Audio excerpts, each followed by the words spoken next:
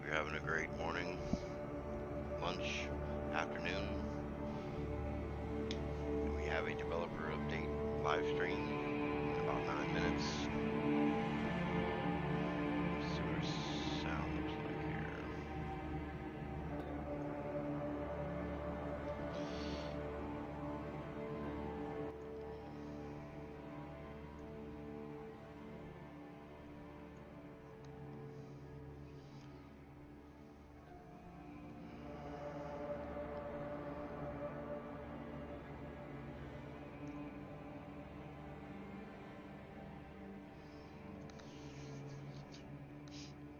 And we will see. Check the stream health. Make sure it's not too overbearing.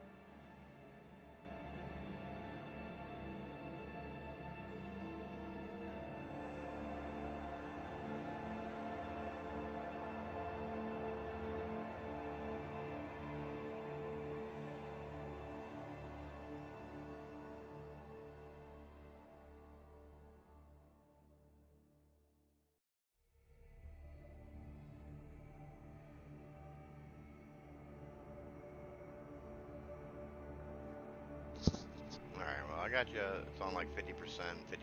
So desktop 50% and stream 50%. See how that sounds.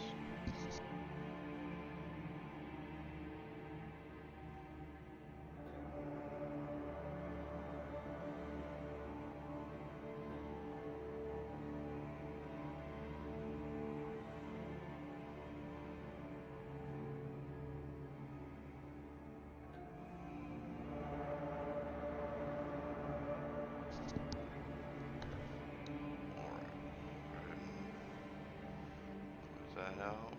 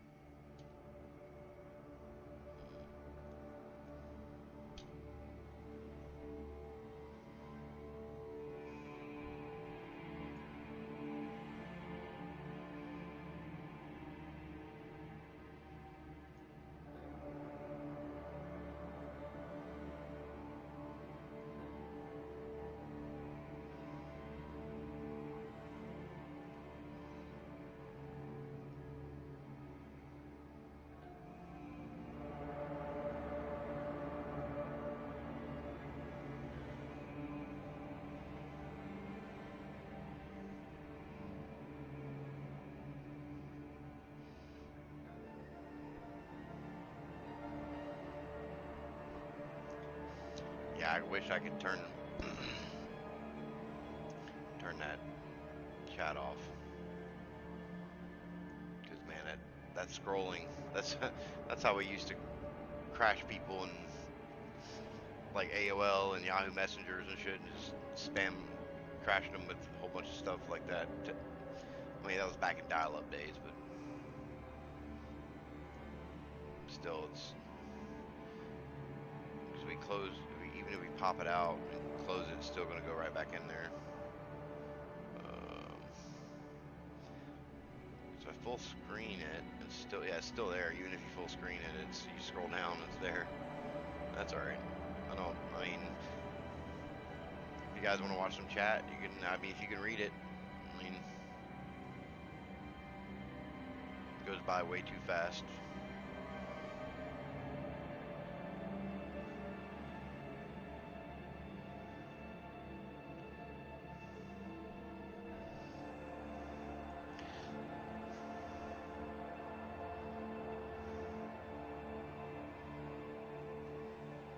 Yeah, I ain't worried about that. It's not what I'm here for. I'm here for the update. All right, here we go.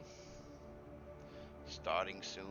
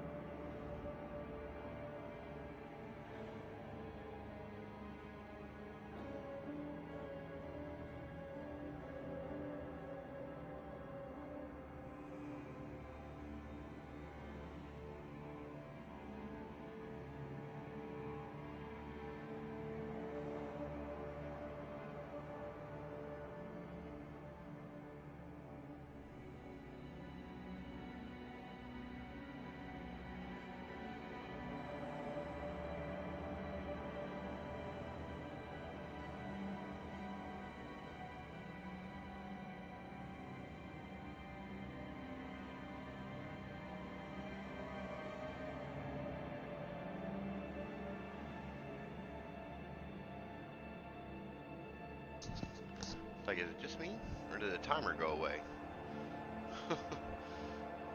Like, where's your timer?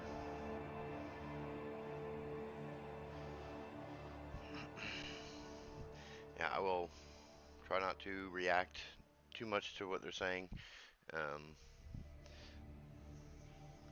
I'll try to give my opinion on it.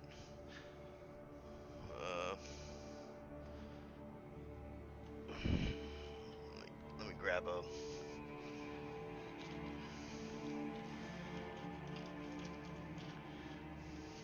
pen here and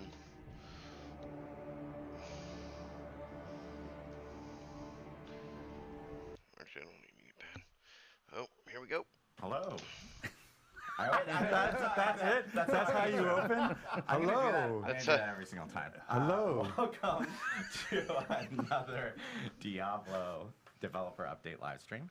My name is Adam Fletcher. I am the community director for the Diablo franchise. We've got some wonderful people here. We just have Rod. Yeah, well, Rod. not part of the wonderful crew, I guess. Yeah. He decided to insert himself as of yesterday, so... what is the power? If you have power, you should use it whenever possible, and I've decided to. So we have Rod here, who is, of course, the general manager of the Diablo universe. Universe. Yeah. I guess that's the best way. All to say things Diablo. Can't use the word franchise. Pierre's not here now. Yeah, exactly. Nice. And of course, we have Chris Leal. Lead UX designer on Immortal. And Ryan Quinn. Hi, I'm senior narrative designer on Immortal. So we are actually starting off today's show with some Diablo Immortal conversations. Also, I do want to mention we're using new fancy mics today. We've been joking around, and I call them the Britney Spears mic. Right. Rod calls them the Janet Jackson mic. Miss Jackson, if you're nasty. Jackson. It's because I'm older. Rod, but is not wearing.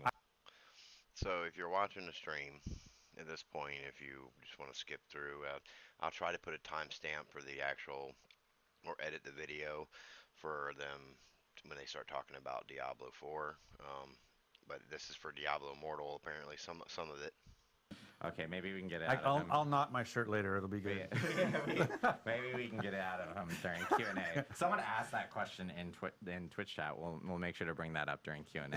And Great. there you go. You're just on the spot, and you have to answer it. So I think it's important that, like, last time you clarified what we were doing was the campfire, which is more of a casual, we're just kind of giving updates. You know, we just want to be able to talk to the community. Yes. This is more of a developer stream, so it's a bit more official. Yes. But one of the things we wanted to recognize, too, is that, like, as a family of games, there's lots of cool stuff happening within in Diablo, and so we don't always want to just be focused on just D4. We want, anytime there's something big or really interesting happening within Diablo, we want to be able to talk about it.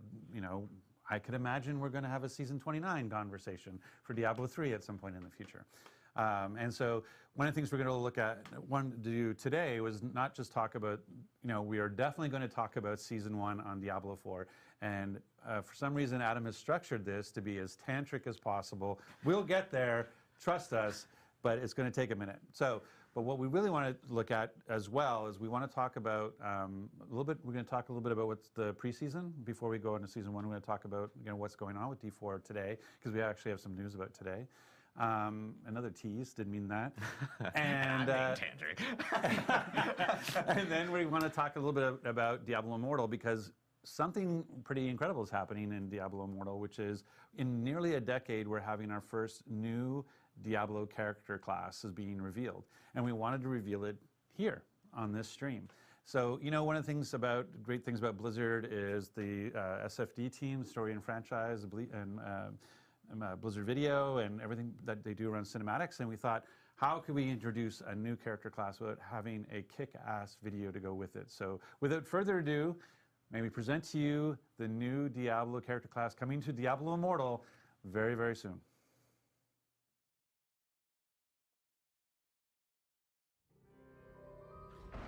The darkness has always been with us. And humanity is right to fear it.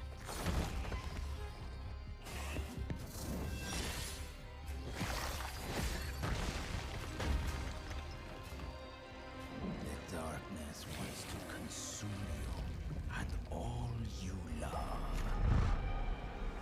But my kind claim its power and wield it in defiance.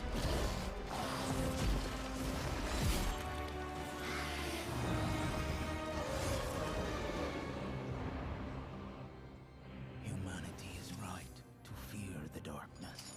But I am a blood knight, and the darkness fears me.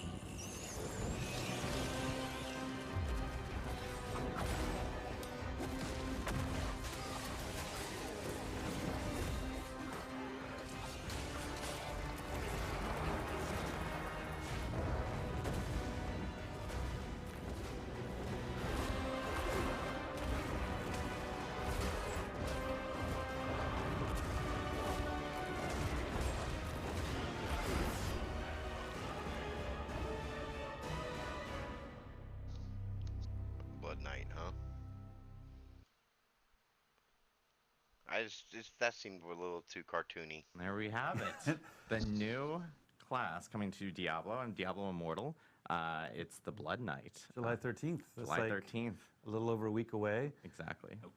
Sounds like there might have been some encoding issues. Exactly. Yeah, I know that some people are talking about there's a little bit of hitching on it and so forth. I will say that we actually do have that trailer that will be on a blog on DiabloImmortal.com immediately after the stream, so people can actually check it out. It will be on YouTube, along with all the details that we're about to talk about. We just like to get ahead of ourselves, that's all. But obviously, first new class to the Diablo universe in nearly 10 years. I think there's a lot of questions in regards to like the story and so forth behind the Blood Knight. Ryan, give us a little bit of background regarding the Blood Knight itself. Yeah, sure. So I think historically, when we released DI, we released it with these sort of 6 very, very familiar, very stalwart classes that all of us love, that many of us have been playing for decades.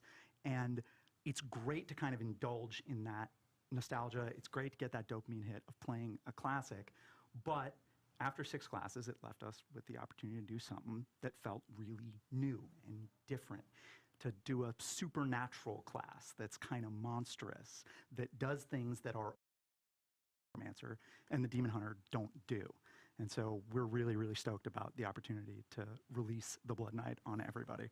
Nice, nice. Yeah, I know, like, obviously everyone's kind of seeing the Blood Knight and they're thinking, like, is this, like, vampiric in some sort of way? Or, like, how does this fit in with the actual lore within Diablo? Right, so the fine details are Blood Knights and vampires are intertwined. On Sanctuary, vampires are kind of like living plagues.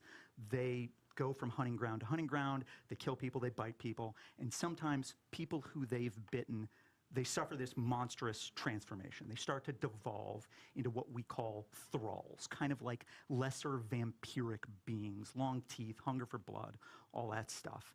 And a Blood Knight is a person who, through means of an ancient ritual, has that curse of thraldom arrested inside them, frozen essentially in place. They get some advantages, but they get some drawbacks too. What do you mean, the curse of turning into a thrall is a drawback? Well, their thraldom is essentially on pause. So basically what happens is a Blood Knight, also preternaturally strong and fast, can see in the dark, can smell blood from a mile away, doesn't age anymore, as you've seen in the concept art, very, very fancy. But on the flip side, you know, they have these blood red eyes, they have black veins in their face, makes people uncomfortable. And maybe, why. Yeah, I know, right? And sort of more pivotally than that, you know, deep inside their soul, there is an abomination, a monstrous darkness that hungers for violence. And in order to tamp that down, in order to slow their transformation further, they have to perform a ritual. That keepsake that you saw in our cinematic character's right hand, the little thing on the chain. Oh, the chain, yeah. Yeah, that's basically their lifeline. So like a link to their past? Yeah. It's got a memento within of the last place that they were kind of truly human. Right. And so every morning, noon, and night, they're doing ablutions with this thing to hopefully continue to keep the darkness at bay. But, you know, it's a process. Right. The ritual, it's hearsay. You know, it's been passed down for hundreds of years.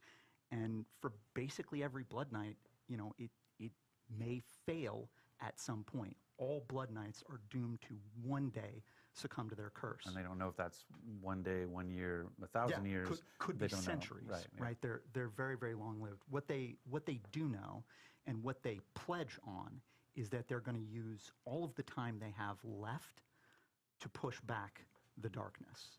And ultimately for them, since that is such an uncertain question, it's really about their inner sense of balance. Can I do enough good to make up for the evil that will rise when I'm gone?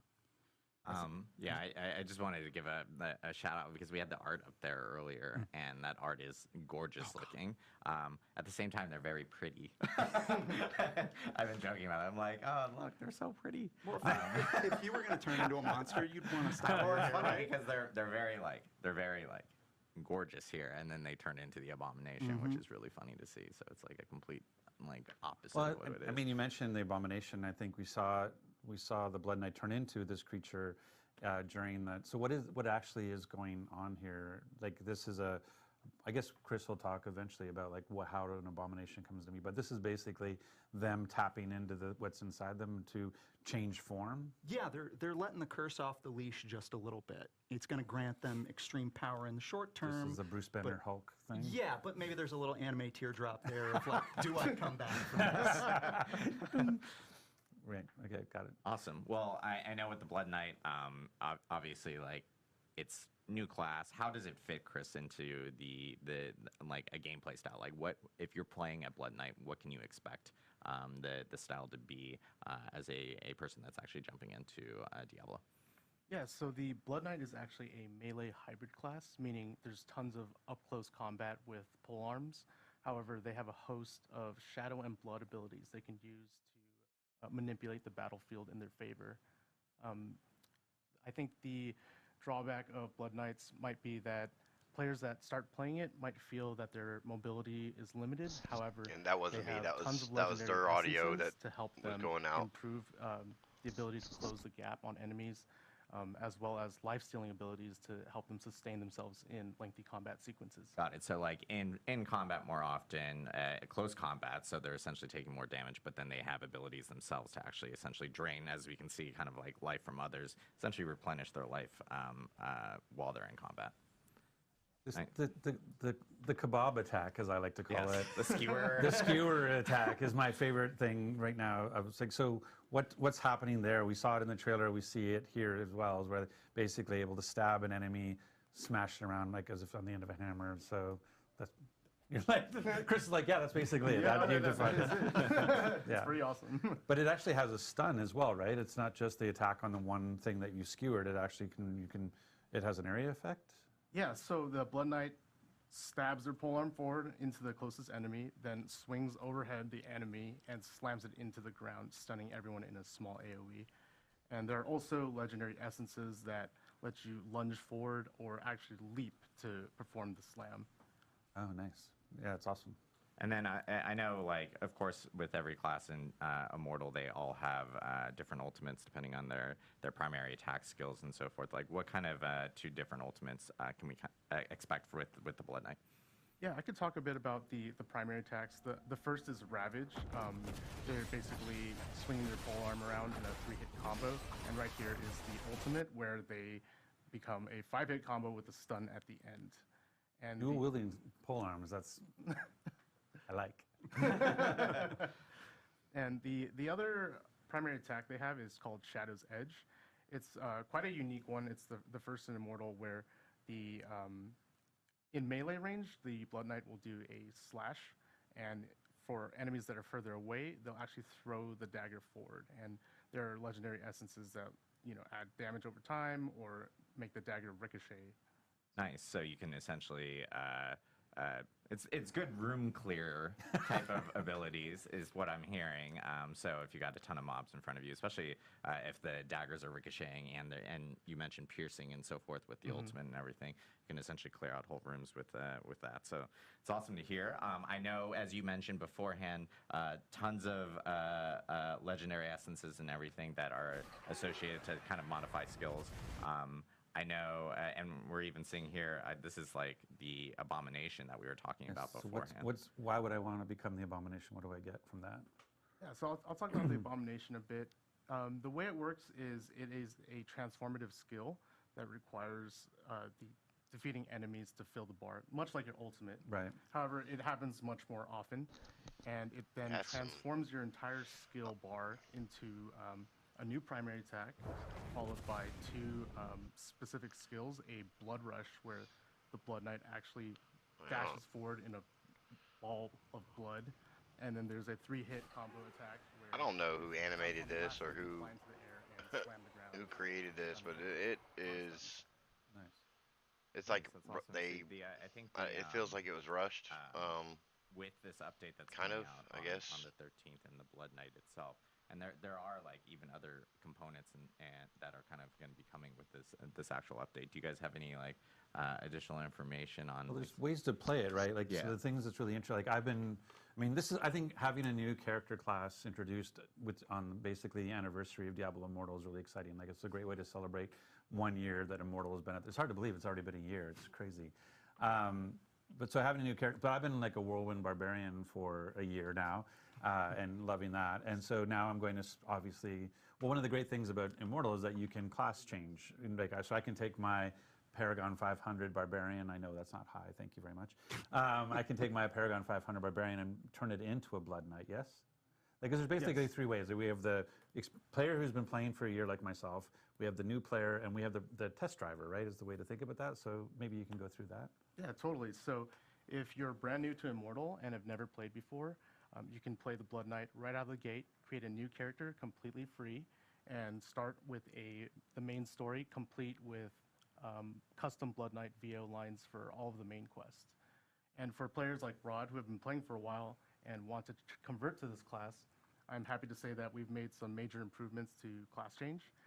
Strength and intelligence will now convert properly. I know, it's a huge request that a lot of people are asking for, yes. Yes, it's going to be great. And also, players will be able to, during the event, change to the Blood Knight on a one-day cooldown, and also revert back infinitely. So if you decide you don't like playing the Blood Knight, you can revert the day of, or if you want to try it again tomorrow, you can go ahead and change back to the Blood Knight. Nice. Awesome. And lastly, I want to talk about the Crimson Plane event. So for Immortal players that are familiar with Fractured Plane, there will be a special Crimson Plane event where there'll be. So I think a lot maybe don't know what Fractured Plane. So maybe just what's the 5-second version of what is Fractured Plane? So Fractured Plane is basically a roguelite inside of Immortal where you're able to try out all of the skills and abilities and build towards 15 levels of defeating enemies just to try out different skills. You basically start with a fresh class, and so you're taking your character. Like I have a very specific build with very specific gear. But if I wanted to go play Fractured Planes, it says, "Oh, you're a barbarian. Here's some random skills. See how far you can get with this," and you build up your gear and stuff as you're playing through this roguelike experience. Yeah. Exactly.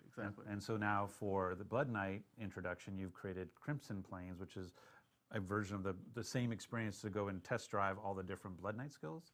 Exactly. So you'll be able to try out different skills and legendary essences without actually committing to changing to the class. So just try it out, see if you like it, and if you do, there's always class change available.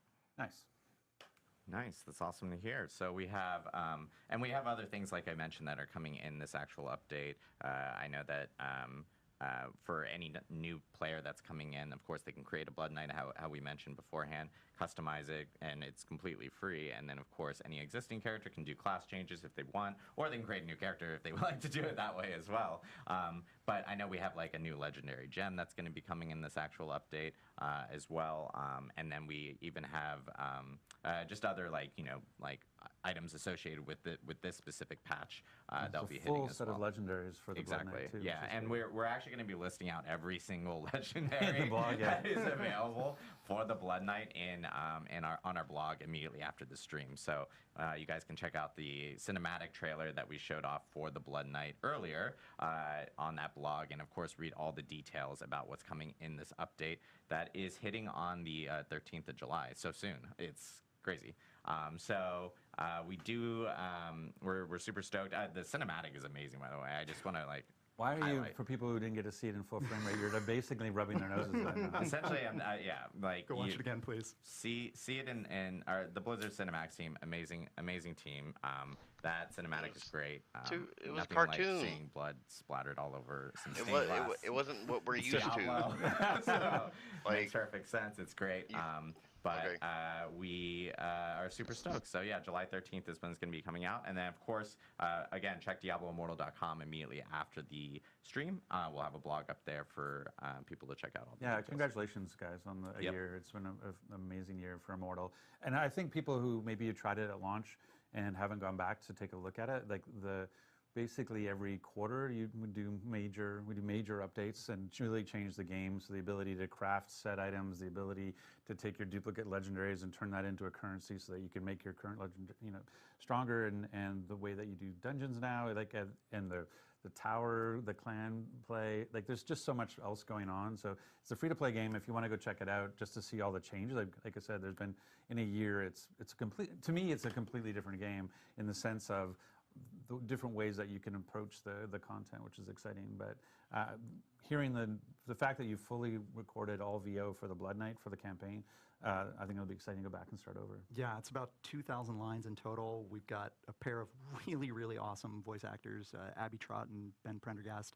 Absolutely killed it as the Blood Knight. It's just pure haughtiness and bloodlust and action all the way through. They've got some interesting takes on, I was going to say the name of the villain, our Act 3 villain in Darkwood.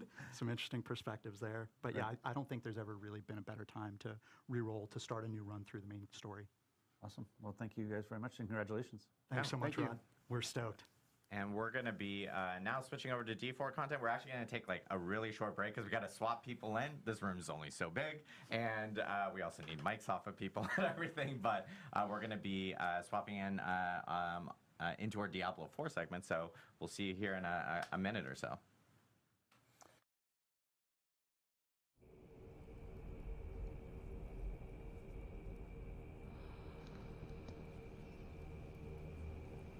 All right, what do we got here now?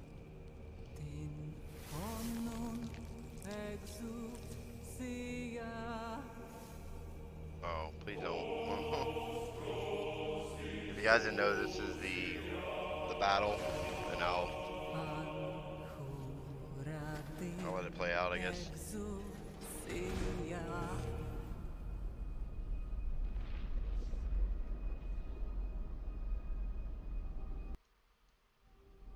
All right, that was me,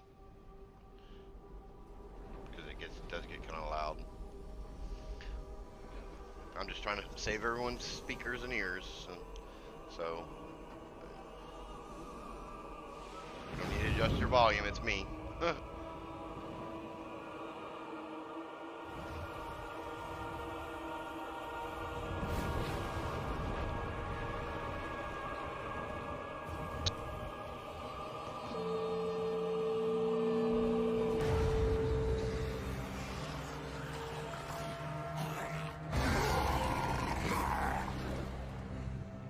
May we fight true in his holy name.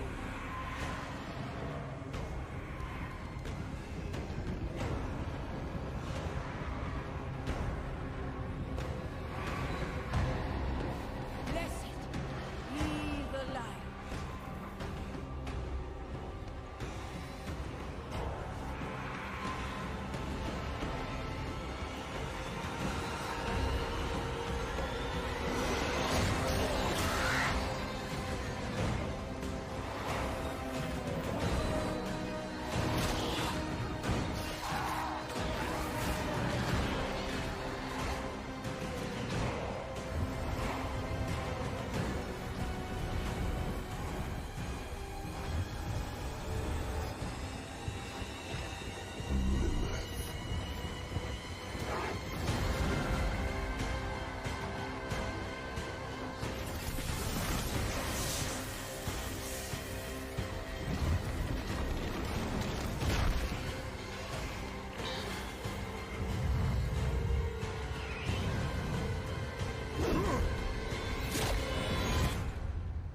I have returned to hell for you.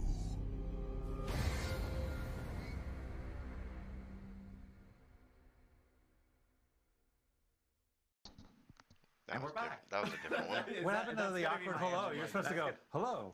That's going to be my intro I'm for technically everything. not back. Because in the scene wait, Well, you are before, technically some back. step, I mean, you I'm were back. in other streams and other a giant I'm not back. I'm new. Oh yes, Yes. Tim is new. overseer Tim also has the stepped in best front of the voice of in the the spear. Wow.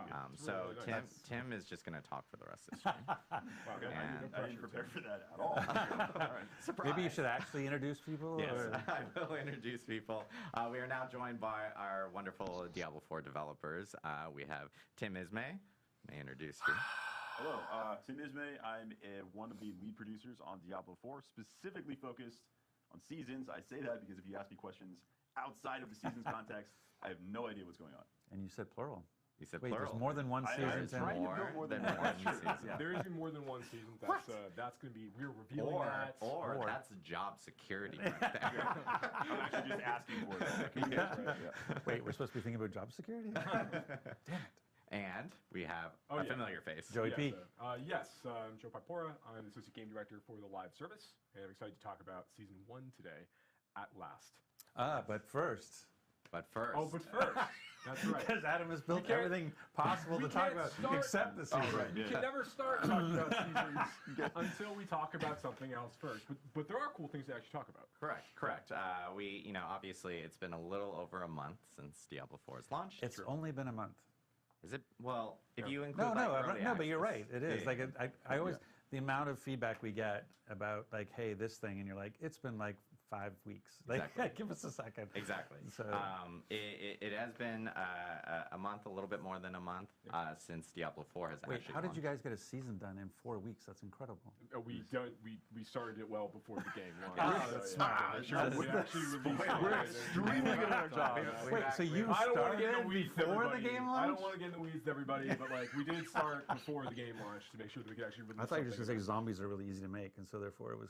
Yeah, Oh my obviously, God. that's what it is. Okay. Also, people are saying that your mic is low, Mr. Joey P. My Oh, no. mic Yeah, is low. so I don't Okay, know if I'll bring it in a little we'll bit. fix that. I promise. Live broadcast, everyone. I Live can broadcast. project everybody. Yeah, That's he what's can- going to take. He can start screaming. Just scream at everybody. And you haven't seen Sorry, I Joey P interrupted. scream. So you, Sorry. you're talking Sorry, about the sorry. 5 week. I was just shocked by the 5 week thing, but anyway. So yes, it's been so 5 weeks. obviously it's been 5 weeks since we launched. We've had numerous updates to the game, hot fixes, patches. We actually had a campfire chat in between. Where we talked about even a big update that was coming before season 1. 13-page. Yes, patch 13 notes? page. Which people are like, well, that must have been like 14.5, double spaced. And I'm like, maybe it was. But it still was very big. It was like 11 pages and went on the actual site. But we've addressed a lot of feedback and everything related to the game. We still have more feedback that we're actually going to be addressing. And I will say that later this afternoon, there is going to be another patch, climb patch, surprise, spoilers, or announcement. We will have patch 104. That's going to be hitting all platforms later this afternoon. There will be patch notes posted this afternoon.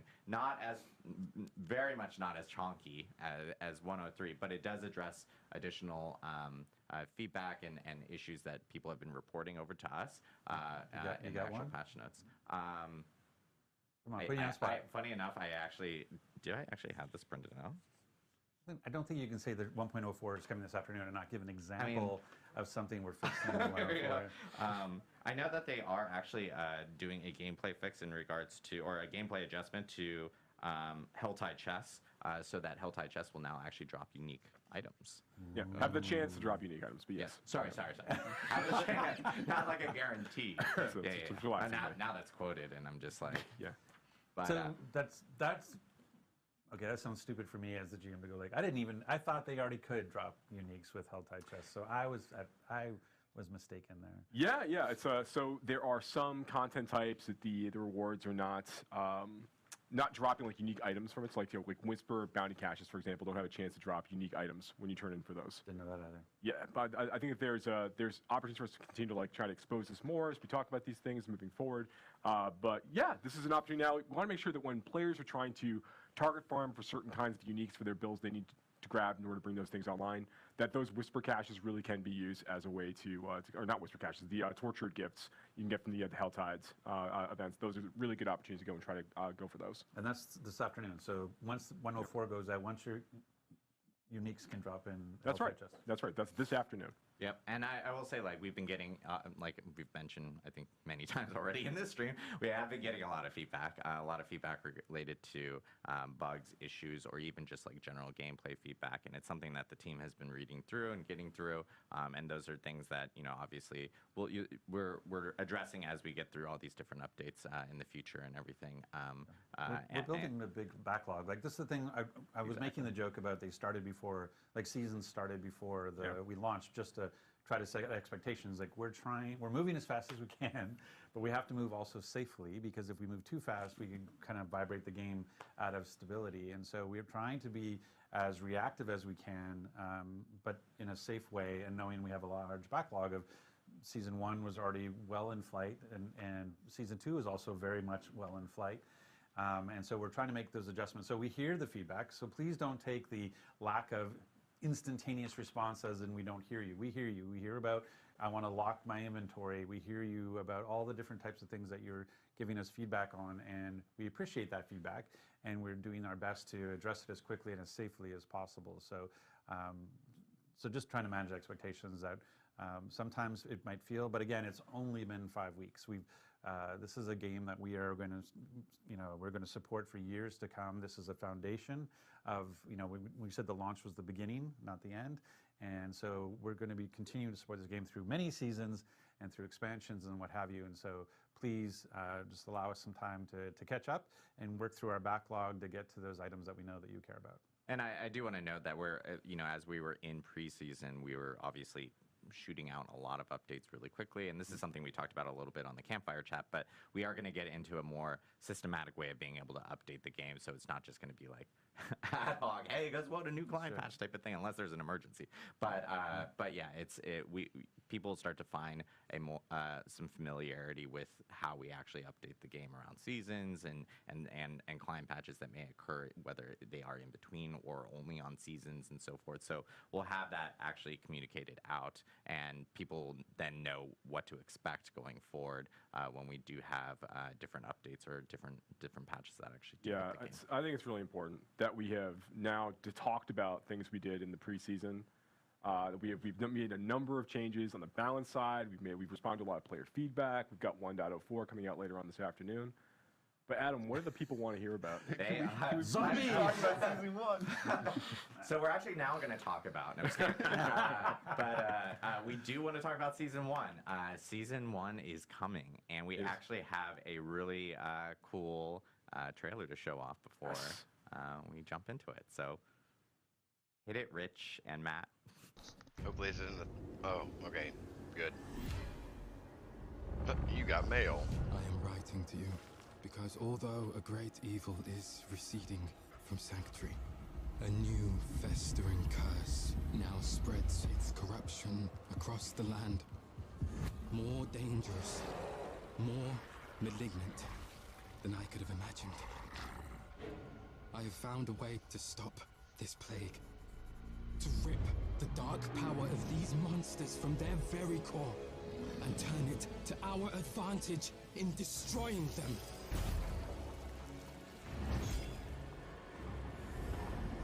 But I cannot do this alone. My allies have fallen. My strength is dwindling. The malignant are relentless and without mercy. I need help. I need you. Season of the Malignant. All right.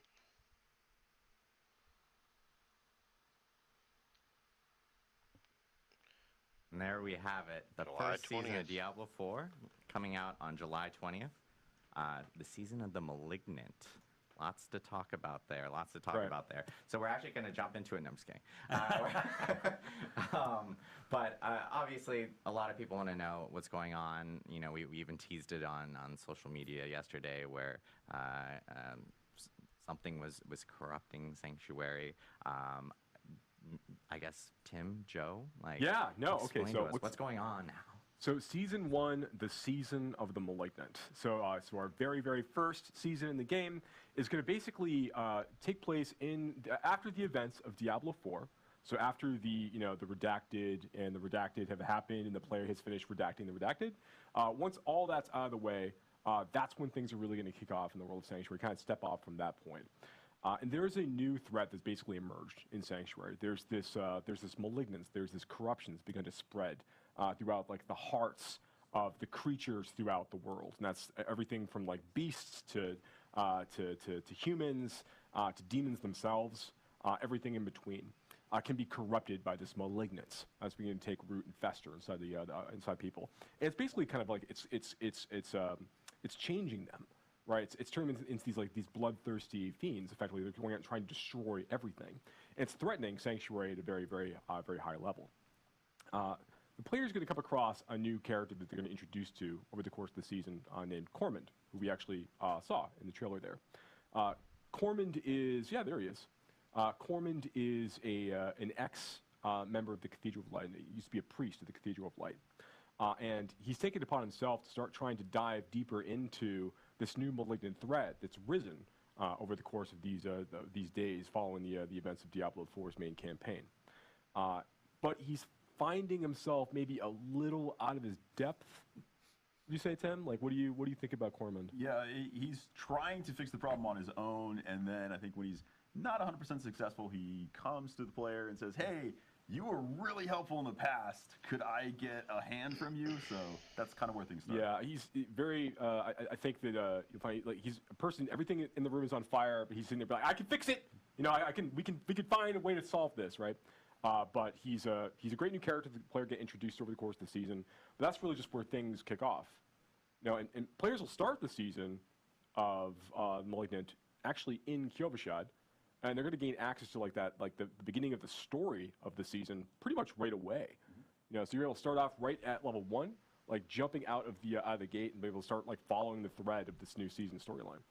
And we're going to talk about the transition from the current Eternal Realm into the season afterwards. We're going to get through the season information first. Yeah, yeah. Well, then I know people are really curious about what happens to my current character. How do I think about that transition? But we'll get to that after we get through the season details. Yeah. Yeah, that's absolutely right. So that's the kind of like the high level, like what's happening in the That's world the of Sanctuary. theme, right? That's the we theme, have a yeah. seasonal theme with a seasonal story. But like, what about the mechanic?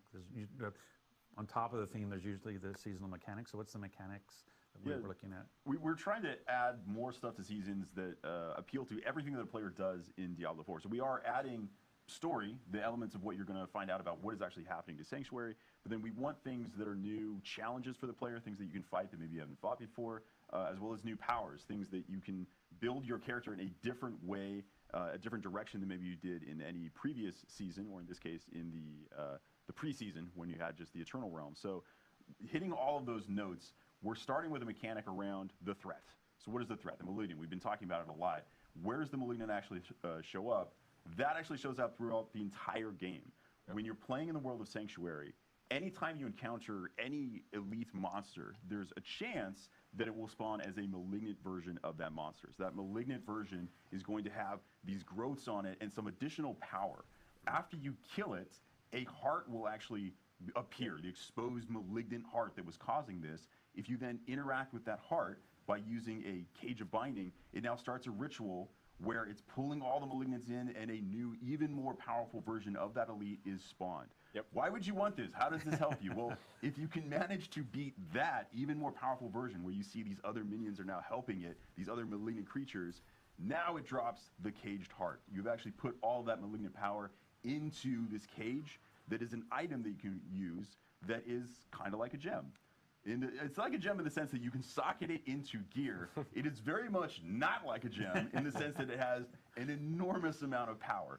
Think of a legendary item, the kind of power that's in there. It's like that, maybe even a little bit more than that. So you can take these malignant hearts, you can socket them into your jewelry, and that gives you these kind of stupid new broken builds that are hopefully balanced, but they are extremely powerful. So these are new options of how you can play the game. Yeah, so this is really, really cool, right? So one of the things we really want to do with each season, to Tim's point, is we want to make sure that we're providing new ways for players to engage with Diablo 4, new problems for them to solve, new ways for them to customize their characters and kind of do new cool stuff. Feels like. And that's what Malignant Hearts and the powers associated with Malignant Hearts really allow us to do.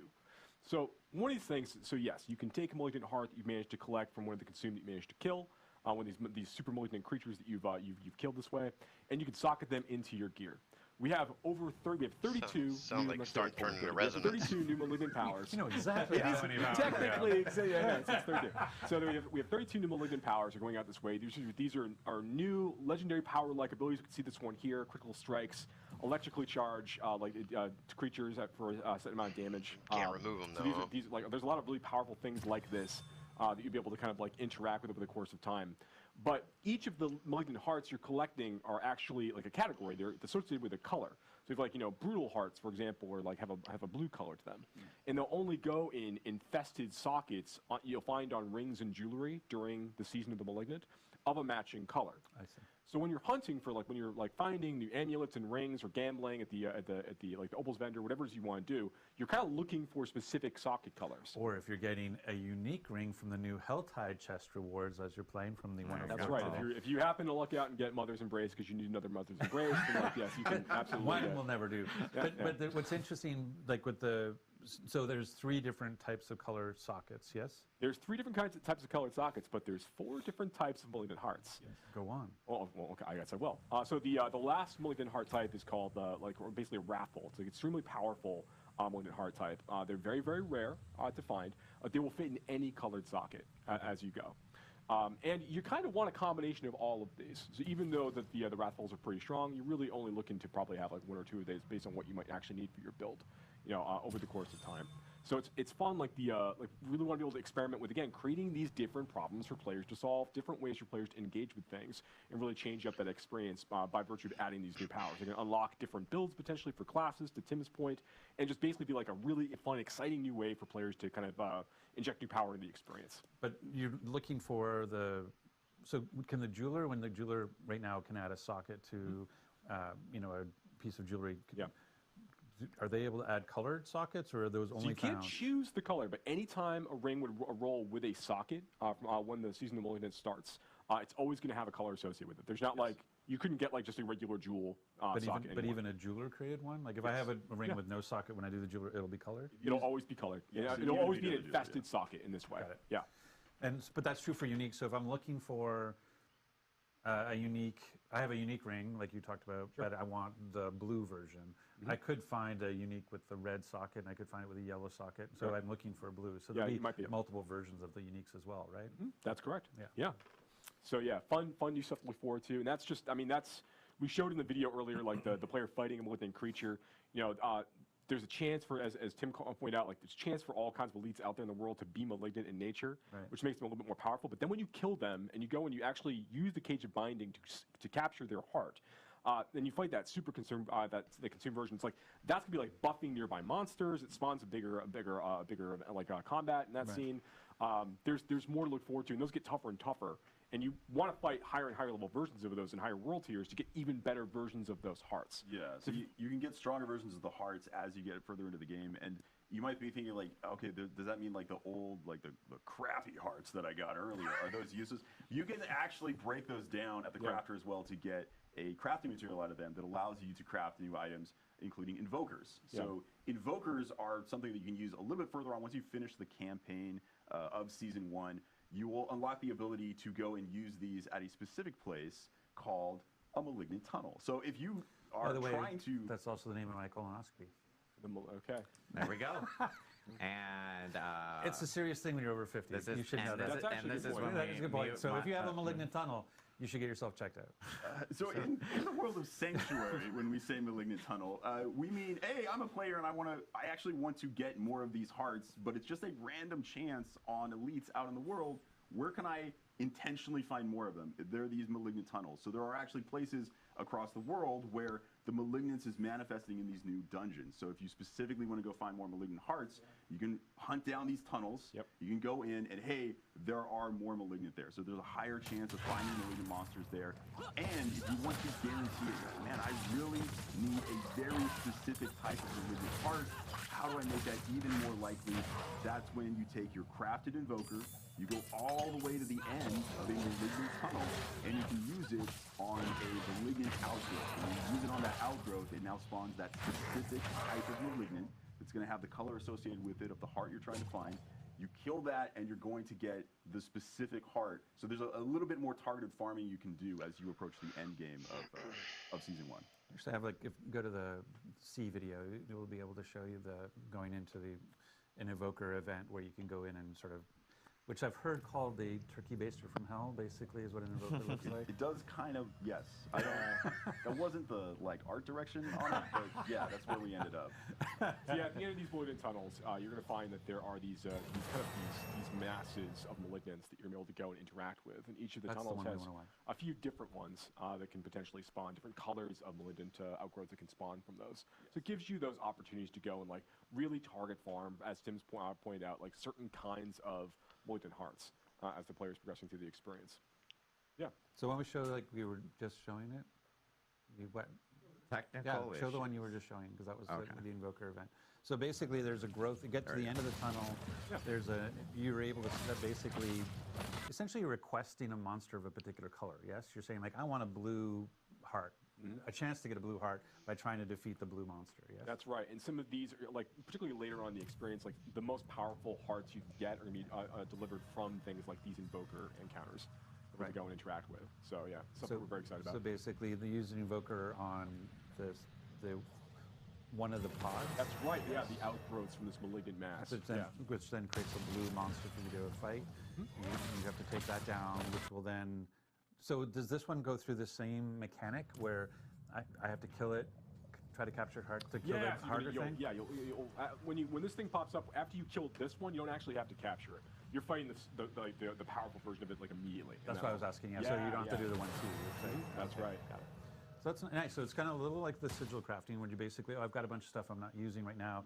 I can craft it down so that I can focus what malignant hearts I want. Because maybe my build, I know I want a brutal heart, but I haven't running into any blue malignants out there in the world. So now I can go into a malignant tunnel, fight my way to the end, have an opportunity to use the Invoker to create a blue malignant to go after its heart. Yeah. That's right. That's right. Yeah. Roger's called it out. And I know. That's all I'm here to do is summarize. That's good. He's like, I will take everything you said, summarize it into 2 sentences. And I know, like, obviously with the story and so forth, there are like new, like a new boss and so forth associated there's new, but with we're it. not really talking about We're the not boss that too much today, redacted, but but yes. It's worth calling out, yeah. It is worth calling out. There's new boss monster for players to fight over the course of the season. There are new legendary items for players to collect this season. Correct. There's our legendary powers, I should say, for players to collect. There's new unique items for players to collect. Now those new unique legendaries and the unique uniques. Thanks for that.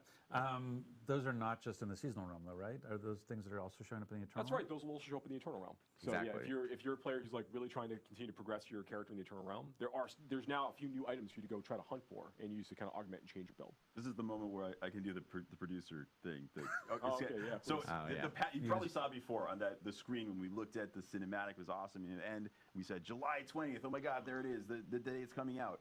We are actually putting out the patch a little bit earlier. So just for awareness, so everyone knows, you're going to see your game patching on July 18th. That is all of the stuff coming to you that is going to turn on July 20th. Balance changes, the new items. Yeah. So July 18th is actually anything that shows up on the Eternal Realm is there right away. If you just want to continue playing the game as normal on your existing characters or a new Eternal character if you want, July 18th, the new legendaries and uniques that they were just talking about will be available to you on the Eternal Realm, as well as any other improvements, balance changes, rewards changes that we've made. Those will be there right away on July 18th. July 20th, the season turns on. You can now create seasonal characters. I think it's like going back to managing expectations. I think one of the things we've been trying to be really clear about with seasons is that it is not a continuation of the main campaign storyline. Like we've been trying to use phrases like it's a new quest line. Working with Corman to solve the malignant is a big, is obviously the journey you're on, but it's not about the Anarius Lilith journey. It's not extending that story. It's sort of a side story inside the open world. It just takes place after the events of Diablo 4. But you're absolutely right. This is a new self-contained story within the season of the Malignant, which is great because it just gives us it affords us a lot of opportunities to tell an exciting story and to create like these new big features to kind of go along with that and support it.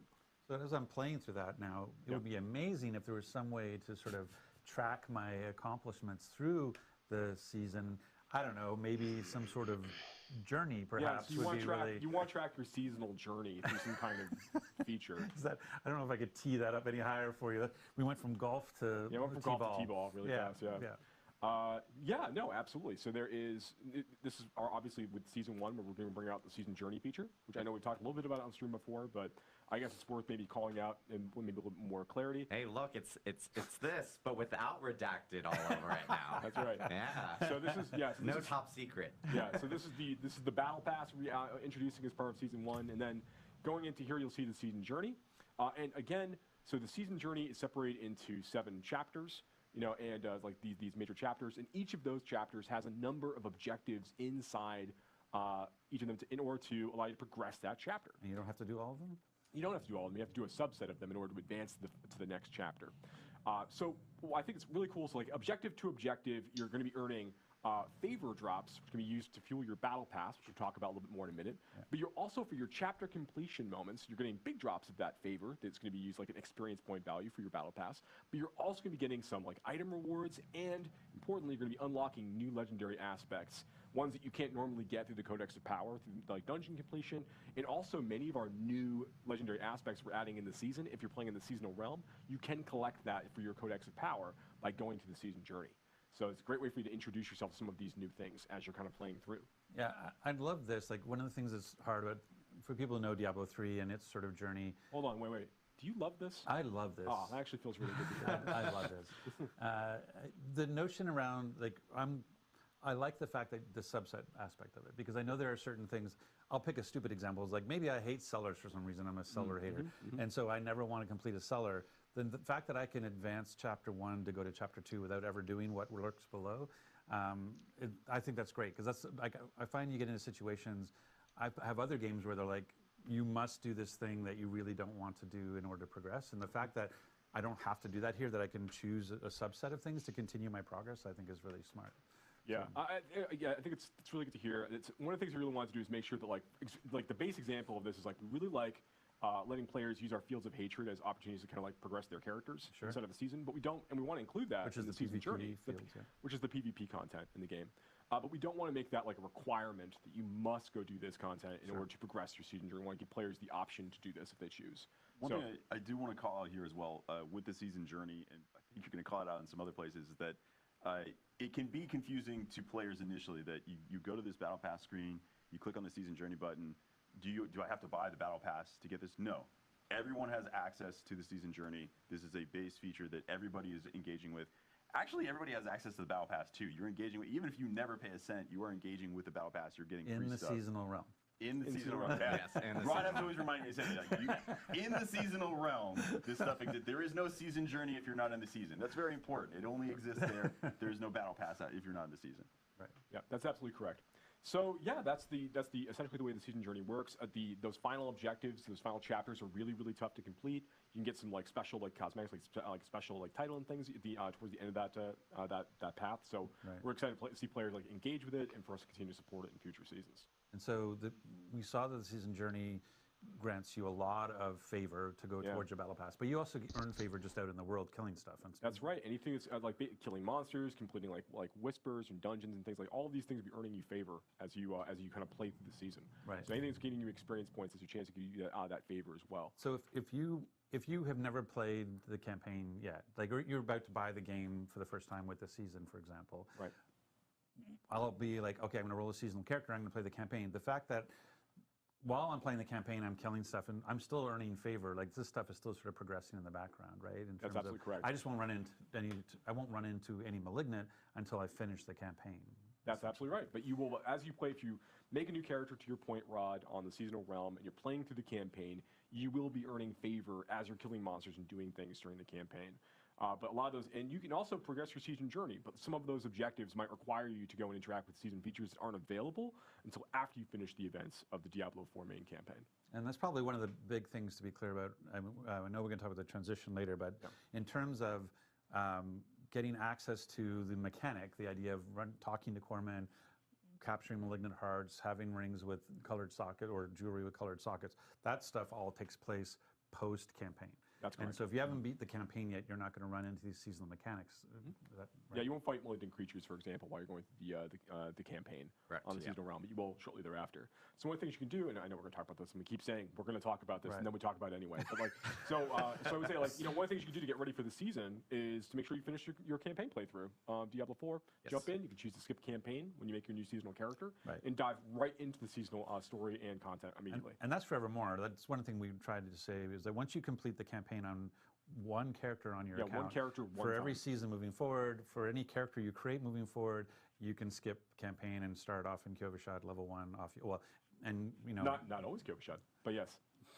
Is that the Foreshadowing. only thing that we can be doing to prepare well, for we should season get to one? Let's get to the- we should get to the battle pass. So the favor. So you have favor flowing because you're playing the game. Because you're playing the game, because you're doing your season journey objectives, you're getting even and more I was of going it. to say you're getting more, and the favor is really flowing because I'm completing the season journey objectives, and so Yep. that favor is feeding into your progress on the battle pass, whether you've chosen to just have the free battle pass or whether you've chosen to upgrade it to a premium battle pass. Correct? That's absolutely correct. So can we go back to the screen because I think it's one of the things. What we highlight here is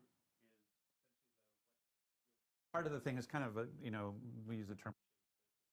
Why would I want to complete the battle pass? One of the reasons you would want to complete the battle pass is you could look like this. Yeah. And by completing the battle pass in terms of the mount armor, the armor that the characters are wearing, and so. Did you want to talk a little bit about kind of the stuff? I mean, one of the things that's really cool about a lot of the items in the battle pass, there are these really exciting like armors to chase for the characters. There are like fun new emotes to go chase for different classes, and we have even things like the like what we're showing off here, like the Artisan's Tunic. We have some things that are like these. And this is actually one of our free cosmetics. Actually, is this the things are like a little bit lower fantasy that we can use to kind of like role play different kind of themes out for your characters, just give you more options. And we have like our bigger stuff like this. Like this is like the Awoken Cold Iron stuff is like some of like the like real chase armor cosmetics exists at the end of the end of the battle pass. It's one of the things that, like, if you notice either the role-playing armor, like the Artisan tunic, or the helmet, is that one of the big things about the Battle Pass is that unlike the shop, the Battle Pass, all of the cosmetics are class agnostic. So we have a preview for all 5 classes, so you can see what it looks like on a Barbarian, what it looks like on a Druid, what it looks like on a Necromancer, and those sorts of things. And that's one of the nice things about the Battle Pass is everything you're earning on the Battle Pass, class agnostic. Yeah, for those transmogs. The exception is the transmog weapons. There are transmog weapons on there that are class specific, just because classes can only only use certain specific, weapons. yeah. So if your class can equip that weapon, then you have access to it. Just to reinforce, I think it was already expressed, but there are lots of free things on the Battle Pass. If you pay to upgrade it to the premium Battle Pass, what you're getting access to are a bunch of additional cosmetic things. Yeah. So the only thing you're getting access to by paying is that additional cosmetic unlock. So there's really, really cool stuff, some on the early end, and then especially on the tail end of it, that's what you're buying into. But the free version... Keep going. I'm getting ready to transition. Okay. The free version I know where I want to go after you. still has some very cool unlocks. And anything related to, well, you wanted to talk more about blessings, right? Well, that's what they're saying with the free side. Like, so we were saying there's 27 free tiers in the Battle Pass, and part of those 27 free tiers are smoldering ashes that you can get based on the level you are in the game, and that you've progressed with favor. And what do those smoldering ashes get you? So these smoldering ashes the player will collect at the Battle Pass are, as you called out, like they're on the free track of the Battle Pass. You have a character of a certain level in order to be able to actually use them. So they're kind of like, they're rate limited that way. You'll take those and you'll be able to use those and apply them to the seasonal blessings system. Right. And here, okay, we can actually finally reveal all of these. So here are the places where, as the player's collecting these ashes, they can invest them here to give all of their characters on the seasonal realm kind of like this advantage able to carry through. So whether that is like bonus to like XP earned from monster kills, like we call out here, or things like boosting the duration of all elixirs that you're using over the course of the season. Right, and looks like, I'm assuming that, I don't know if it's linear or not, but if I would assume it was linear, I can do it 4 times at 15%, so like 60% duration on elixirs, in terms of that particular, the Urn of Prolonging. That's right, yeah. We want to make this just be an extra little fun little thing for players to chase as they're going through the season to kind of, help them like boost their characters up a little bit more quickly as they kind of get deeper and deeper into progression through the season and give them a few different advantages to play with while they're playing through. So if I were to max out with my Smoldering Ashes, they're like Urn of Prolonging is where I want to invest my Smoldering Ashes. I can basically take my 30-minute elixir and make it almost a 50-minute elixir. So getting that 5% XP boost. Maybe for me, it's the extra 200 thorns and the 200 armor. Okay, that's really cool. Yeah, and give you boosts to like get more opportunities to earn like the or better malignant heart drops that can occur for you as you're playing. And these are available to everyone because who's in the seasonal realm because it's part of the free track. Yes. And they are limited based on. They're also limited based on level of the player, so that even if someone were to use tier skips, even though they might get to the tier that says free smoldering ashes, it doesn't actually unlock until you get to the level requirement. Yeah, for like for example, like the first ash that you unlock in the battle pass is I think it's tier 8 maybe. Tier 8, yeah. And it has a level 40 character requirement as an example. Just to make it really clear, like you will be able to use this in time, but immediately like you need to continue to progress your character and like continue to level up, and then you'll be able to use that accordingly. Got it. Yeah. Okay, so I kind of do my little summary thing. So basically, the way what we said. So we have a seasonal theme of the malignant, which has the mechanic of capturing malignant hearts and putting it into jewelry. We use that to complete our season's journey. Our season journey is rewarding us favor. Our favor, we're then putting into the battle pass to get really cool cosmetics and transmogs, but also based on our level and our tier in the battle pass, we'll get smoldering ashes. We can use those smoldering ashes to apply a season's blessing, which allows us to use those urns and get sort of perks for during just this season that we've unlocked. That's correct. So the free person's experience, if you never want to pay a cent, you are still getting a lot of power out of the season journey and the free aspect, the free unlocks on the battle pass. So this is kind of an increase in power for everybody. And then if you want to spend money, just reinforcing that, that's unlocking more cosmetics. And don't get me wrong, like they're amazing cosmetics. I am planning to pay to unlock them myself. But there's no power that comes from them. They are transmogs. They are not actual items. It's just a transmog you can place on your armor to look cool. They don't actually cause things to light on fire. Yeah, it's just reinforcing what we had talked about before, like even before launch and so forth, is that the battle pass itself, anything that if you do pay for a battle pass, all the paid items are going to be cosmetics and for you. It's no pay for power. And if you bought the deluxe or the ultimate edition, you already will have an ability to make that a premium battle pass. It still doesn't. So that's great for them. So then let's talk a little bit about the transitional side of it. In terms of how I go into this or what happens. So there's a couple of different things. There's like, one is like there's a need. So there's a question. I guess we should talk about renown. Like one of the big things that we hear the most about is, hey, I spent a lot of time, and I know I did too. I completed all my renown objectives. I've got full everything. And now I hear, oh, I have to re-roll my character in season. Do I have to go find all the altars of Lilith? Do I have to go all clear the fog of war again? Yeah, so I know we've talked about this in stream before, but it definitely bears repeating. So like when season 1 goes live, players are going to be able to go basically carry over like all of the fog of war that they've cleared. So everything, all the world they've explored on their characters in each of the zones, like in the Fractured Peaks and Scotsland and such. All of that's going to carry over, as well as all of the renown you have earned from all of that, all of the exploration. So can we bring up the screen? So basically where we see areas discovered. Yeah. Let's say I've actually, we'll say this is this person. Yeah. So right now they've got 30 areas discovered, which is worth 150 renown. Right. So what's going to happen is in the season, I'm going to have 30 areas clear inside of Kyrgyzstan, and I will have 150 renown already in the bank. And it will have unlocked whatever 150 renown will have unlocked. Absolutely right. Yep, absolutely right.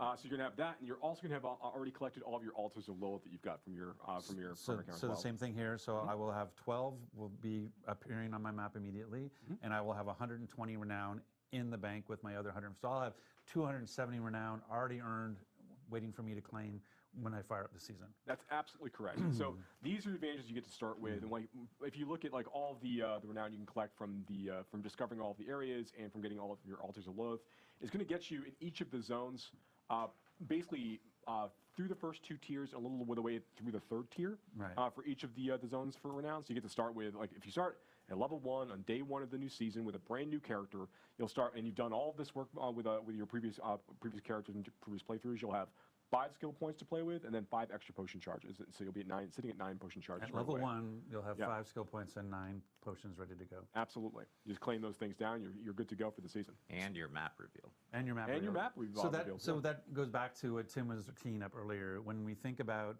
hey, I'm excited about the season. I want to prepare for it. I've got, what is it? It's the 6th today? Today's the 6th. Yes. So I have 14 days. 14 I have days. 2 weeks. what should I be doing in these next 2 weeks? And so one was, I better get the campaign done because I really want to complete the campaign. fight the malignant. But now, like, if you had places to go to, like, dig deep on clearing the fog and dig deep on finding the altars, because those are going to carry into the season. Yeah, all that stuff will carry over with you. Okay, so then, Tim, how do I think about, I've got 5, 6 alts, my characters right now in the Eternal Realm. We're talking about carrying over progress based on how do I ensure that the progress, like the most progress character, it actually impacts my seasonal character? Like, yeah, Tim, tell us. It's a great question. For various technical implementation reasons, we do actually need you to log in on existing characters to kind of self-migrate some of your data with this. So this is something that we implemented based on player feedback that we got. So we put it in as quickly as we could. It is in for Season 1, but what we need you to do, once Season 1 comes out, actually once the patch comes out, you don't even have to wait until July 20th. You can do this on July 18th, which is when the patch goes live. You should log in with characters that have the most progress. If you have a single character you played, or if you have one character that, hey, on this one character I unlocked all the altars and cleared all the fog of war, awesome. You just have to log in with that person. When you log in with that character, all of that progress is going to be propagated across your entire account. It'll be saved as, hey, this is just unlocked for your whole account now. At that point, any character you log on, either one of your existing alts or any new character you make in Seasons, will now have all of that progress. So you have to do it once, but after you've done that, it is now saved to your account. And just to reinforce, the experience you're going to have if you have unlocked all of these things, it takes a little bit of work, but if you've unlocked all of that, when you start that new seasonal character, wow, is that a lot of power. You are going to level pretty fast, because extra 5 skill points, extra 5 potions, you are ridiculously overpowered when you first start playing. Like, that is a lot of extra power. It will accelerate you a little bit as you start. And because that is a big caveat, like, we will be reminding everyone. I'm going to be, like, literally screaming it from the rooftops. I know we will be posting it in our patch notes on that come out for the patch on the 18th, just to remind people that, yes, log into your characters beforehand. Even if you log in, like, if you jump into the season later on, you can log into those characters with the most amount of progress. Well, that's that's the two things we should, because there'll probably be questions. But one is, I don't do that for whatever. I go on vacation. I'm not playing. I come back. The season started. I can still log in my Eternal Realm character and have all that progress. Well, what if you accidentally create a seasonal character before logging in your character? Oh, you only have 18 to 20 to get it those 2 days. It's delete the seasonal character, from this point forward, anytime you ever log in on a character, it will just check, like, hey, does this character have any progress that's not already credited on your account? Cool, I'm now crediting it to your account. Right. And so for that's for the seasonal. So if I think about the Eternal Realm, like, for example, my Necromancer has everything. If they log in with a new seasonal character and they didn't log in with their main, and it logs their account as not having anything cleared.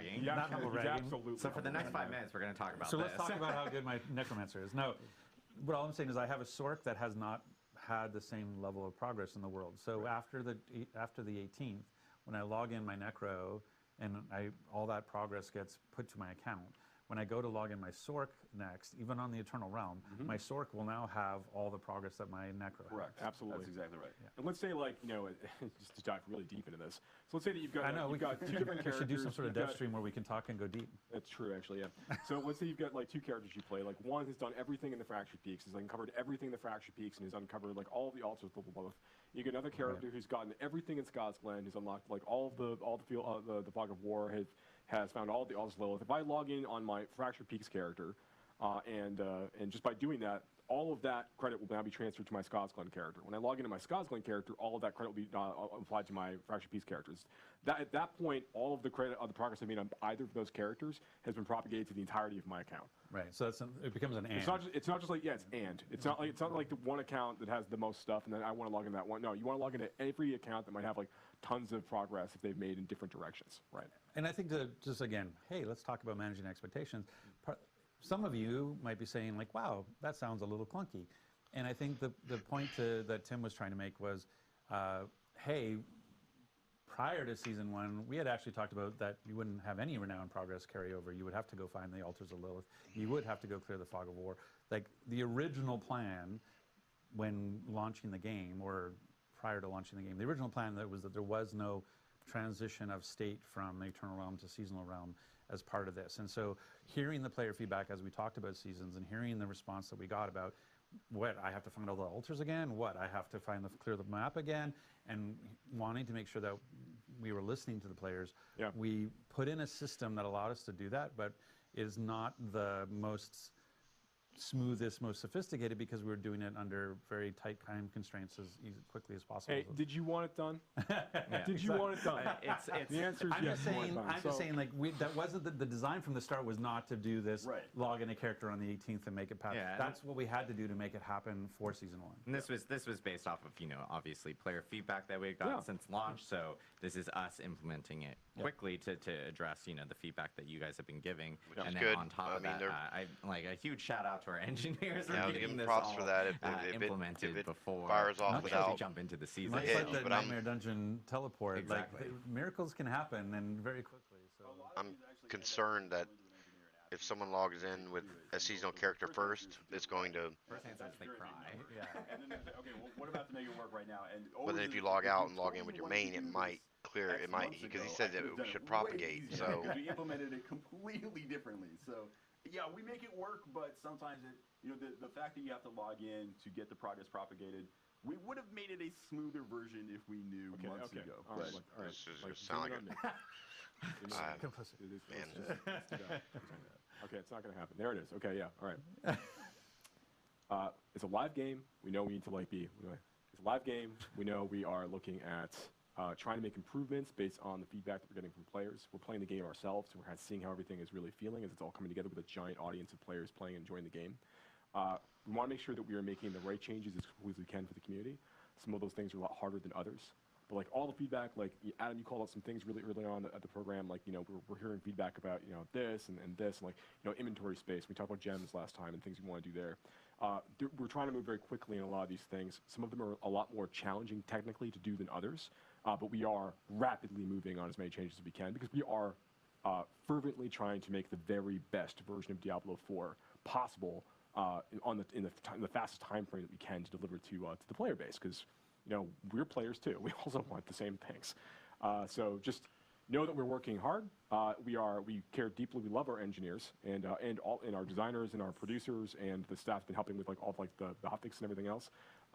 We are trying to make sure that we are delivering a really, really high quality experience to players on a regular basis. So just stick with us. Keep giving us that feedback. We're going to keep making adjustments as we go between seasons and other updates. I can attest that whenever Joe would like to make a change based on feedback he's seen from reading it wherever he reads it, the first version is always, can we do this immediately? That is always the first request. Never like, hey, let's get this in eventually. When it makes sense and when it's comfortable, no, it's always, could we do this right now? Is it possible for us to do this right now? Well, I want to move the version Overton window where I just expect everything to be done in 6 seconds. But this is the thing about about doing it safely.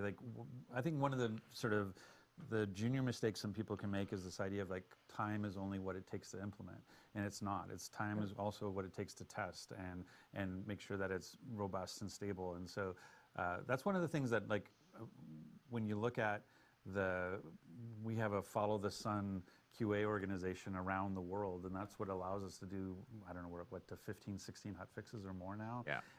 And our big client patches is that ability of not only can we get we have some heroic engineers who can turn stuff around very quickly, but we also have some heroic QA teams around the world who are helping us make sure that when we make these changes, we're doing it in a safe way. So, but I appreciate your patience on that. And so this is exciting. Season 1, Season of the Malignant. Yes. It's finally here. Yes. I'm waiting to reveal this for a long 2 weeks? time. In 2 weeks. And again, like Tim had mentioned. It's not technically here for you all, but soon. Soon, very soon. As Tim had mentioned, we will have a patch on the 18th for Diablo 4. That will contain all the changes that will be coming in with Season 1. Yep. If Tiffany Watt were here, who was on our campfire chat before, she categorized our 103 patch as chonky. Right. I will categorize, in Tiffany Watt's words, as super chonky for Season 1. It actually is our largest, or chonkster, as Tim called it. I think we were chonkers. So we're going to pull up the Wikipedia entry and actually go through it, the history of chonkers. But yeah, it is very big. So we will have notes up for that. And again, players can prepare for Season 1 by completing the campaign for sure. Completing the campaign, and making clear sure, the fog of war. Clear fog of war, discover the map, and of course, get all your altars. So lots to come for Diablo 4. And then again, we also have just more improvements that will be in that patch. What our balance changes to bug fixes to you name it. I can go on.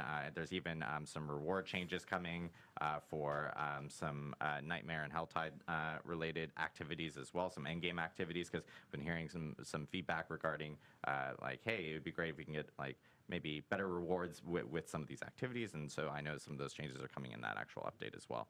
But I know we want to do Q&A. We do. Yeah. And this is a live stream, by the way. Yeah. So I know we get sometimes people are like, I don't know if this is live. No, this is totally live.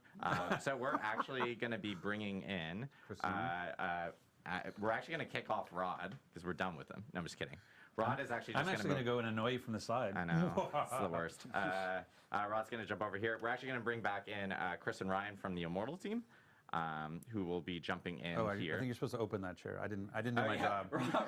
I didn't do my job. Rod had one job and failed to do it. I failed to open the chair. So we're going to bring these guys in. I know we have questions queued up from different people in Twitch chat. So if you guys have questions, of course, feel free to drop in questions. Chris and everything. is not quite in. You need to switch to Oh, I need to scooch too, Scooch a because little I think bit over. I'm I think we scooch a little bit more. Live Okay. television. We're scooching live. And we're scooching, live scooching, ladies and So gentlemen. here's the problem. We also, the Like all production kinds of team hates cables me. beneath us and stuff. I want to give a shout out to our production group behind here, because I literally go like, oh, we're only going to have like 2 people. And then we continue to add people. And then Rod wanted to be in it yesterday. So now suddenly we're up to like 20 people. And this room can't hold this many people. So I apologize. They are angels and they deal with me. But we do have some questions, and I will be kind of going back and forth in between both of them. But we do. Oh, perfect. We do have some questions up here. Someone's also calling me, which is awful at this time. Quick question: any updates around? This is for D4 specifically. Any updates around respecting characters? Yeah, so right now I think that there's a few different concerns we're hearing from the community. There's the general cost of respecting characters, and then there is at various stages of the game. And then there is the actual experience of respecting a character, particularly when you're deeper into the Paragon system. Like that takes a lot of effort. So we have longer-term plans on the user experience side, like on the menu side. Things we want to do to improve the flow of allowing players to respect their characters. These are things we're actively investigating. We have designs for things we're looking to add into seasons in the future, but we don't have a date that we're committing to today for that. And in terms of the actual price of that, we're evaluating things on like the gold economy, and we're taking a look at like what players are doing on a regular basis. We're not making any fundamental structural changes to today at this time, but we are, because we're satisfied with where things feel like in the 1 to 50. One thing we will be adding though is as part of seasons, there is now a new reward that you can collect as you're going through the season journey at the end of each season, called the Scroll of Amnesia. Which, once you collect a Scroll of Amnesia, you can use that one time to basically reset the entirety of a character all in one go for no gold cost at all. So these are going to be like pretty fun things to bring back with you to the Eternal Realm if you want to use for future playthroughs, or for that character or another character.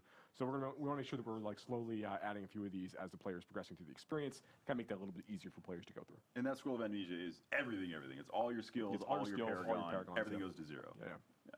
Awesome. For Immortal, we have a question from, I'm reading everyone's names, 8 Miles West. How much will the Blood Knight cost? I know we covered this early on, but if you guys want to reiterate. The Blood Knight will cost nothing. The Blood Knight is free. It's free. So if you're a new Immortal player, or you're a existing Immortal player, you can literally jump in, start playing the Blood Knight on day 1, which is on July 13th. So, and of course, you can play through the campaign, and we had mentioned that has essentially custom VO and everything associated with it. That's right. For D4, I should be more prepared with these. That's usually that's usually- a safe statement all the time. Is you should be more We prepared. have Rod judging me off screen right here, and I'm just like, awesome. Perfect. Little side story real quick. So we have a thing in design called design armor, where like as you're about to like talk about an idea with someone, you're like, this might be a really bad idea, but and that's you putting up your shield saying, this is my design armor. Saying, I know that this might be really, really bad, but we're talking about it anyway. So yes, I should probably be more prepared, but here we go. That's your design armor. Question from Fig Lorna. You committed to saying the names. I know I did. We don't want anyone to suggest that these are not real questions. Yeah, from Fig Lorna. Will seasonal mechanics be added to the Eternal Realm after the season ends? I think that's something we didn't actually clarify fairly well. That is a great question that actually gets asked internally as well a lot. Like, hey, this is awesome. Are we going to keep it around forever? Initially, no. Like, initially, the version of the malignant mechanics that you're seeing are not planned to show up in the Eternal Realm. However, we are reserving the right as developers that if we see something cool and we think, wow, this is just fantastic, this should just be part of the game, that we will just make it part of the game. So it is absolutely an option. Some mechanics you might see in future seasons might be that way right away. We might be planning that, hey, this will show up in Eternal Realm right away. Others will evaluate them as we play them and then see if this is working really well. This is something that we want to integrate with the Eternal version of the game. Yeah, I want to stay on this just 1 second longer. That's not to suggest that we're not going to be, as part of seasons, intentionally using those update opportunities to create content for the base game, like stuff that will persist beyond the end of the season.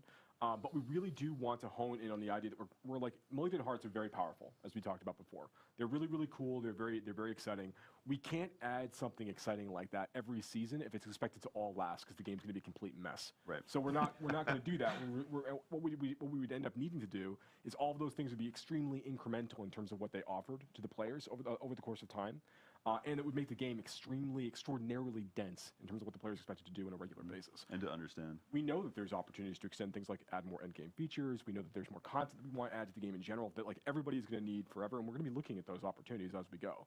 But things like Malignant Hearts, we don't want to have something of that size in Season 1, then add something of similar size in Season 2, and then Season 3 and Season 4, because the game's going to get extremely dense and difficult for players to really navigate. We want to be able to like take these things away, introduce new ideas, but having known what worked really well with Malignant Hearts and what stuff we could maybe have improved upon, we get to take all those ideas forward.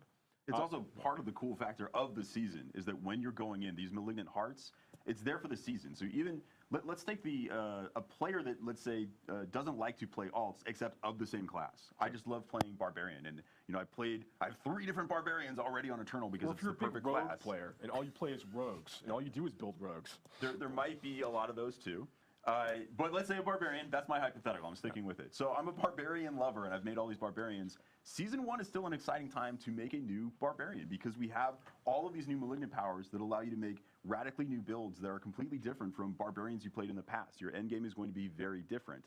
So that excitement goes away if we just say like, oh, all of these powers just exist in the game forever. The whole idea is that no, every season is a fresh new experience that gives you builds that did not exist previously. So the idea is some of that stuff is always designed to go away. Yeah. So Joe, I mean, one of the things. This is Rod off camera speaking. Rod off camera. Hey, voice right. guy. Joe, Yes. maybe speak to the fact that Everybody starts at the same place this season is one of the benefits, so that people aren't like a year behind when they go to play Season 4. Yeah, that's an important part of this as well. One of the reasons we really like the idea of letting players start back fresh and have like an economy reset, players really jumping back in the experience at level 1 with characters, is it allows us to focus on making sure the entirety of that journey is really engaging and exciting for players to go through. And we want to make sure, like by the end of the first session, for example, like you're getting exposed to like the new features and content available that we're introducing in that season. That everything feels like it's balanced in such a way that players can really enjoy the new things that we're adding in the way that they're kind of intelligently mixed with the rest of the features in the game itself. So that we think of that experience is part of what makes a Diablo game anyways, like making a new character, getting those item drops, like building up towards the end.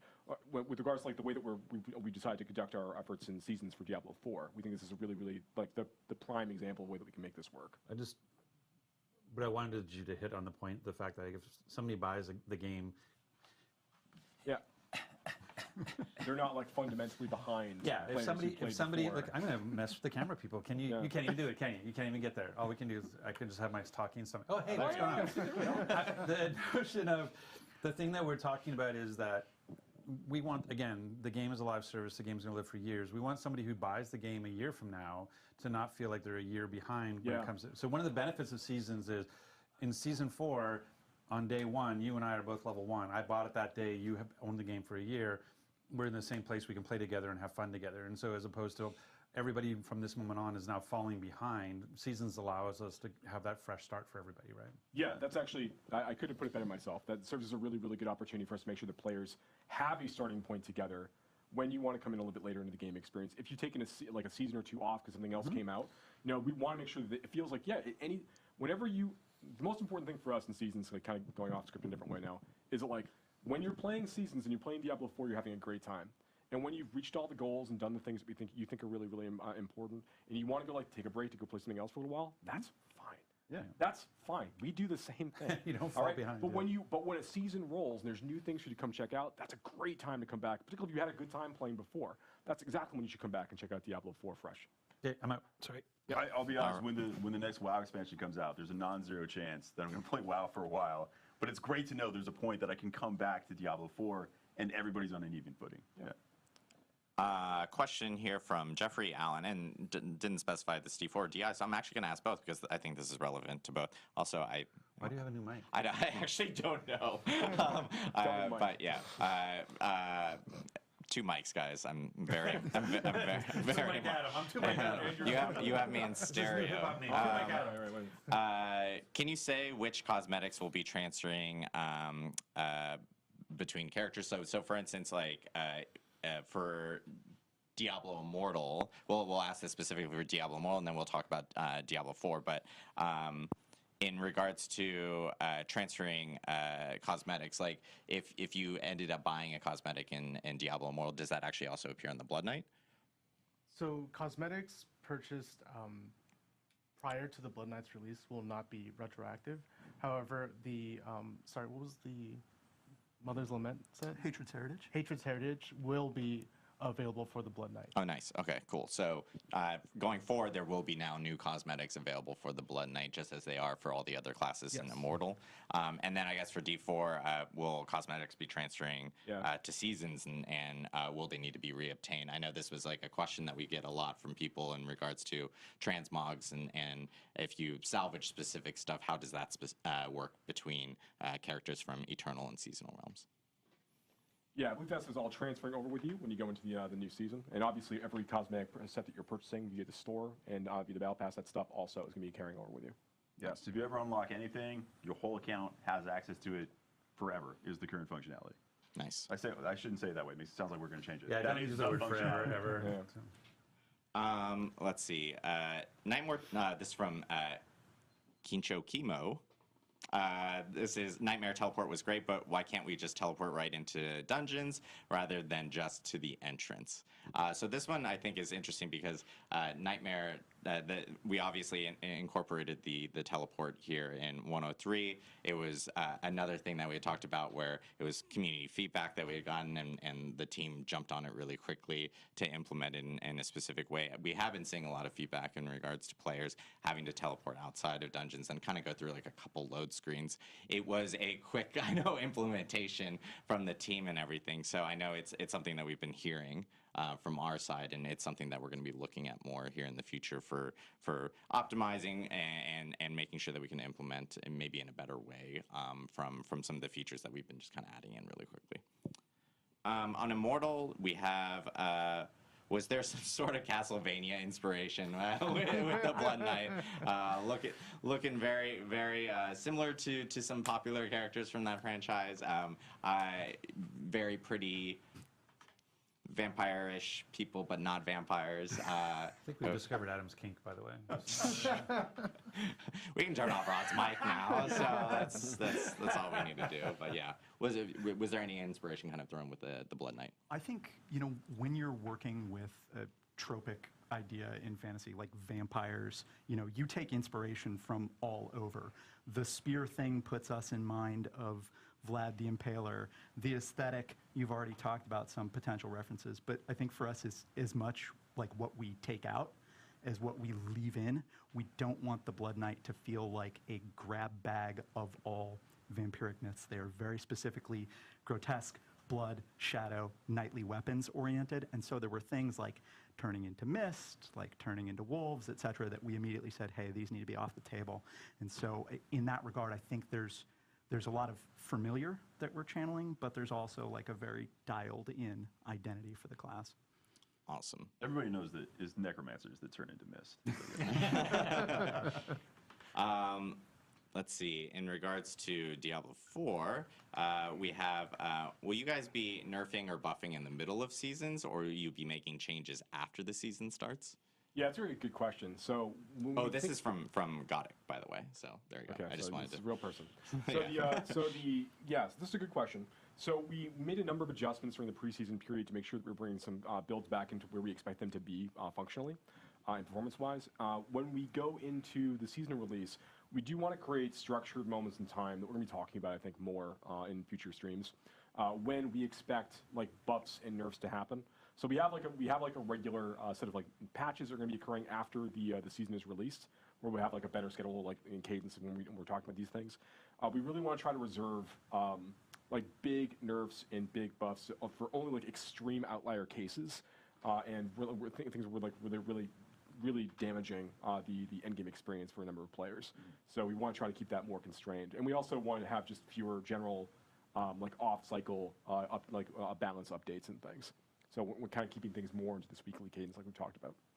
So yeah, things will be pretty stable throughout the course of the season, unless, yeah, if one of the malignant powers, I know I joked about them being broken, but if the zone lights on fire when you use a malignant power, yeah, we're going to patch that. But otherwise, we're going to try and keep things stable. I know we're running close on time because we were planning on this stream to be 90 minutes, and we're 1 minute away. So I'm going to lightning off a few questions. A big question within chat is obviously about stash space, which is something that we kind of just talked about a little bit earlier. I'll say real quickly though, like we definitely hear everybody about this. We are talking a lot about what we need to do with this. We've got good plans of things we can do to improve the situation. I know it's frustrating to hear me say like, what you were able to do this, like you could be able to do like nightmare dungeons this quickly, but like the reality is like we are moving really quickly on this, and we're gonna be trying to provide more space in the future, figuring out how like we're gonna get that accomplished. Yeah, and also one thing to note is I know we talked about during campfire chats about how like gems and so forth were going to be part of the materials in the future. So I know when that hits, like that will obviously free up a lot of stash space. There's lots for of different ways to kind of like like slice away at this problem, and that's like an example of what we're trying to do to start trying to simulate. All I got to do is just make another chest. Jim, the Q guy, asked how much time between seasons. Still wants to level up his main. So in between seasons, obviously, there is. We had talked about seasons lasting 3 months. It's a minimum of 12 weeks. Sometimes it might be a little longer, but you'll always have at least 12 weeks to complete your season. Correct. Yeah. So you guys will hear the calendar dates, right? But so you guys will hear like no matter what within or like once we hit that 3 month period, you'll start to hear news about the next season actually hitting and everything like that. And then this one, I guess for Rod, are there any plans on new classes coming to Diablo 4? We've just heard about the Blood Knight, so they're now. We have nothing to announce at this time. Oh, wow. That was very straight. Yeah, Rod sitting off camera can very quick answer that perfectly. So, yeah, I think we're going to wrap it here for today. Obviously, we talked a lot about all the stuff with Diablo Immortal for the Blood Knight coming out on July 13th. We also have for Diablo 4 Season 1, Season of the Malignant, which is going to be the patch will be on July 18th. And then the actual season starts on July 20th. We do actually have 2 blogs, one on DiabloImmortal.com and one on Diablo4.com. They'll be going live either right now or immediately after this live stream. That'll have all the details and information that we just talked about here on the stream. Yeah, lots of stuff coming up here for Diablo. Patch this afternoon. Oh yes, and there's a patch this afternoon. You'll be seeing. Oh, I forgot. That's why I have to do it immediately after the stream. I was trying to get out of it, guys. But we will have a patch. We'll have patch notes up on Diablo4.com. We have a patch article that will actually note, and we'll be updating people when that patch does hit. It is a client patch. It will require a download. It will be on all platforms. And yeah, lots of Diablo stuff coming up here in the next few weeks. Really excited. Happy Diablo family. Yeah. Tons of stuff coming up. I know we will be rating 2 Diablo content creators immediately after this stream. One on Twitch, which is Barricade, and the other one on YouTube, which is Killswitch. So make sure to tune into those guys. And thank you guys so much. Thanks for tuning in to the Diablo Developer Update live stream. And from everyone here on the Diablo team, we hope you have a wonderful weekend. Thanks, everybody. Well, alrighty.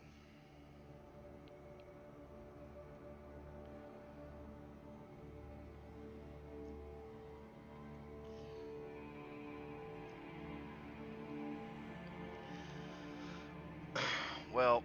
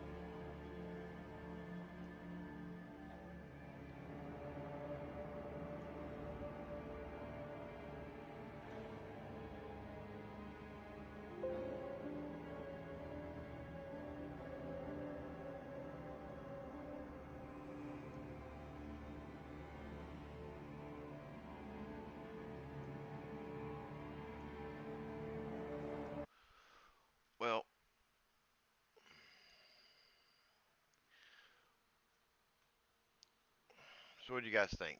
I